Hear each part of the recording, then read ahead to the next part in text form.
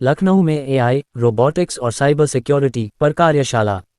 रोबोटलिंक्स PAT limited ने Yashraj institute में किया आयोजन।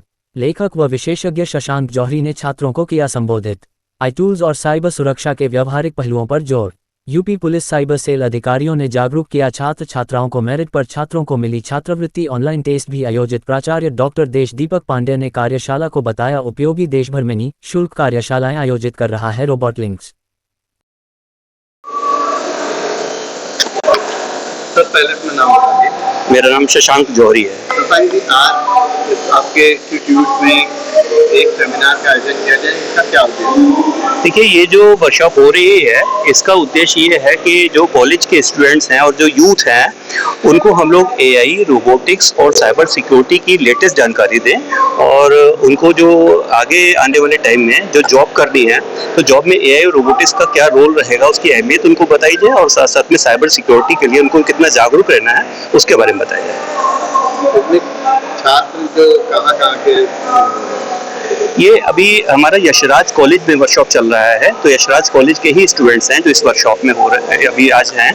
और बाकी हम लोग और भी कॉलेज में वर्कशॉप कर रहे हैं और लखनऊ के बहुत सारे कॉलेज में हम पहले भी कर चुके हैं और अभी आगे भी करने की तैयारी है। आप लोग साइबर सिक्योरिटी के बारे में जानकारी लोगों मतलब बच्चों को बता रहे हैं, लेकिन इस समय जैसा कि युग चल रहा है इसमें साइबर क्राइम बहुत ज़्यादा है जी। इसके बचाव के कुछ ऐसे कारण हैं जो लोग जागरूक रहे, आपके द्वारा बताए गए कौन कौन से? देखिए, इसमें सबसे पहले तो ये होता है कि हमारे जो मोबाइल में सेटिंग्स होती हैं उन सेटिंग्स की वजह से हमारी कई सारी जो परमिशंस होती हैं जो हम दे रखते हैं, जैसे हमारे फ़ोन बुक को कोई चेक कर सकता है या कोई हमारी गैलरीज को चेक कर सकता है, तो उसकी सेटिंग कैसे बदलें, इस टाइप की जो हम टेक्नोलॉजी है वो बच्चों को वर्कशॉप में बताते हैं।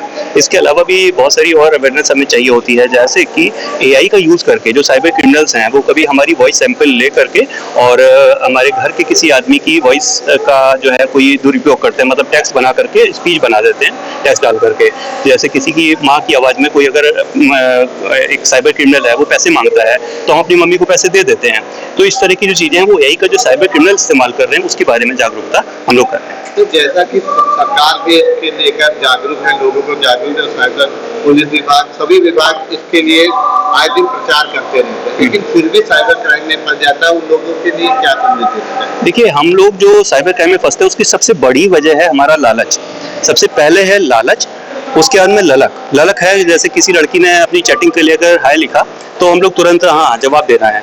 तो ये जो कुछ चीज़ें हैं लालच तो सबसे पहले कि हमें कुछ ये लिंक पे क्लिक करेंगे तो हमें 50 रुपये का रिचार्ज आ जाएगा, इस तरह की जो चीज़ें हैं। या फिर हम किसी मैसेज को फॉरवर्ड करेंगे, 10 लोगों को फॉरवर्ड करेंगे तो हमको कुछ बेनिफिट होगा। तो इस तरह की जो चीज़ें हैं जो हमें फंसाती हैं। अगर हम केवल इतना सिक्योरिटी रखें कि कोई भी आने वाली लिंक जो है वो किसी साइबर क्रिमिनल ने भेजी है, ये हम मान के चलें।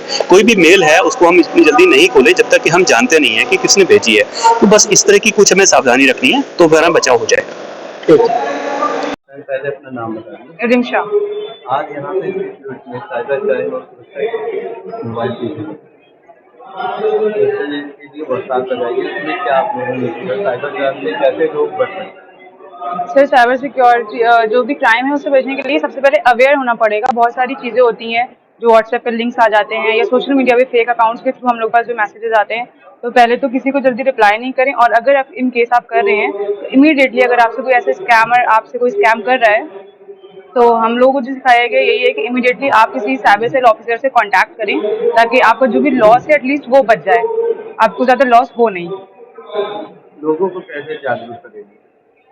लोगों को सर जो आजकल जो स्कैम चल रहे हैं न्यूज़ के थ्रू लोग इतने ज़्यादा अवेयर हैं। अब पता ही है, सभी को पता है, कोई एजुकेटेड है इधर नहीं है, इससे नहीं कर होता है। बट अगर न्यूज़ के थ्रू लोग न्यूज़ देख रहे हैं, उसके थ्रू लोग खुद अवेयर हो रहे हैं, अपने आप को खुद इतना इंसान बना रहे हैं कि हाँ हमें कोई भी फालतू लिंक पे क्लिक नहीं करना है, कोई भी पीडीएफ डाउनलोड नहीं करनी है। जो भी ईपी की फाइल्स होती हैं उनको ना इंस्टॉल करें ताकि स्कैम से बच सकें।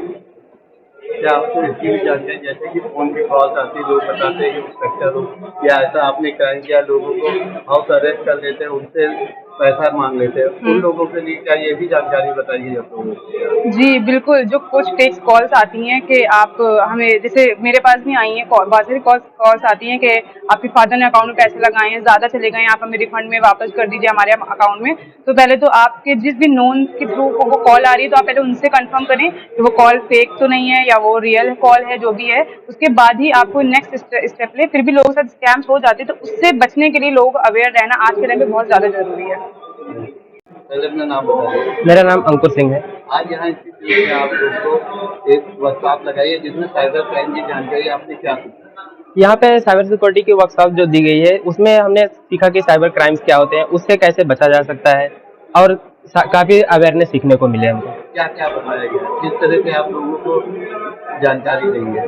हाँ, यहाँ पे बताया गया कि अगर कोई भी आप साइबर लिंक आती फिशिंग लिंक आती है तो उस पर क्लिक ना करिए। कोई भी एप्लीकेशन यूज कर रहे हैं तो उसको आप सिक्योर तरीके से यूज करिए, उस पर मल्टी फैक्टर ऑथेंटिकेशन लगा के यूज करिए, और कोई भी अवेयरनेस दी जा रही है तो उसको ठीक से समझिए। जैसे बहुत लोग तो पढ़े लिखे हैं, पढ़ने के बाद भी अलाउ कर रहे हैं।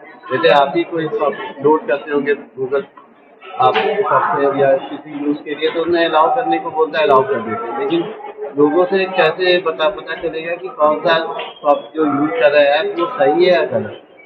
हाँ, कोई भी अगर आप सॉफ्टवेयर यूज कर रहे हैं तो उस पर आप जब भी कोई भी लिंक आती है तो आपको सबसे पहले अलाउ करने का ऑप्शन आएगा, तो उसमें सबसे पहले ही ऑप्शन आता है वो रेड कलर में हो जाता है। जब भी कोई भी मैलिशियस सॉफ्टवेयर होगा तो उसमें रेड कलर का ऑप्शन आ जाएगा कि ये भाई मैलिशियस सॉफ्टवेयर है, तो उसको क्लिक ना करें, उसको डोंट अलाउ करें। वो पहले ही सॉफ्टवेयर बता देता है कि इसको ऐसे डिलीट ही करिए, तो उसको आप डिलीट कर दीजिए। जैसे कि हम लोग पढ़े लिखे, लेकिन जो इंटीरियर में लोग रहते हैं, कम पढ़े लिखे हैं लेकिन मोबाइल यूज करते हैं, उनको कैसे जानकारी मिलेगी? हाँ, उनको यही जानकारी मिलेगी कि आप अवेयर रहिए। जो भी कभी भी आपको न्यूज में आ रहा है या फिर सोशल मीडिया पे आ रहा है तो उसको बताया जा रहा है कि ये चीजें ना करिए, तो आप वो चीजें ना करिए। जैसे कि आप किसी भी लिंक पे क्लिक कर दे रहे हैं तो वो चीजें ना करिए। पहले अपना नाम बताइए। My name is Vibwa Ayemi. I'm from Nagaland. I have come here at Gomti Nagar, Lucknow, at Robot Links to learn about cybersecurity, AI, and robotics. आज आपने यहाँ पे